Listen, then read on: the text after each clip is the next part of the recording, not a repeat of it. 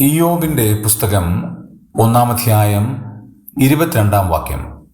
ഇതിലൊന്നിലും ഇയ്യോബ് പാപം ചെയ്യുകയോ ദൈവത്തിന് ഭോഷത്വം ആരോപിക്കുകയോ ചെയ്തില്ല. ഇയ്യോബിന്റെ ജീവിതത്തിലെ കഷ്ടതകൾ എല്ലാ ദൈവമക്കൾക്കും പ്രചോദനമായ ഒരു കാര്യമാണ്. സമാനതകളില്ലാത്ത ദുരിതങ്ങളാണ് തനിക്കുണ്ടായത്.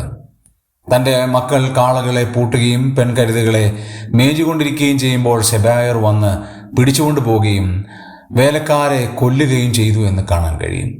മാത്രമല്ല, ആകാശത്തു നിന്ന് തീ ഇറങ്ങി അവിടെ ആടുവേലക്കാരെയും ഒക്കെ തീക്കിരയായി പോയി എന്ന് കാണാൻ കഴിയും. ധാരാളം പ്രശ്നങ്ങൾ തനിക്കെതിരെ വന്നു. തൻ്റെ മക്കൾ എല്ലാവരും മരിക്കുവാനിടയായി. മരുഭൂമിയിൽ കൊടുങ്കാറ്റ് തൻ്റെ വീടിൻ്റെ 4 മൂലയിലും അടിച്ചു. അത് യൗവനക്കാരുടെ മേൽ വീണ് അവർ മരിച്ചുപോയി. എല്ലാ പ്രതിബന്ധങ്ങളും തൻ്റെ ജീവിതത്തിൽ അനുഭവിച്ചപ്പോഴും ദൈവം തന്നെക്കുറിച്ച് പ്രതിപാദിക്കുന്ന പ്രസ്താവന, ഇതിലൊന്നിലും ഇയ്യോബ് പാപം ചെയ്തില്ല. 2, ദൈവത്തിനെ പഴിക്കുകയോ ചെയ്തില്ല.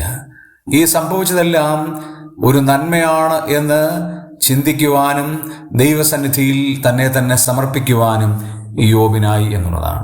നമ്മുടെ ജീവിതത്തിലെ കഷ്ടതകൾ, രോഗങ്ങൾ, വേദനകൾ എല്ലാം സ്വർഗത്തിലെ ദൈവത്തിൻ്റെ പ്രവർത്തന പദ്ധതിയാണെന്ന് വിശ്വസിച്ചാൽ ദൈവത്തെ പഴിക്കുവാനോ പാപം ചെയ്യാനോ ഇടയില്ലാതെ നമുക്ക് ജീവിക്കുവാനായിട്ട് സാധിക്കും.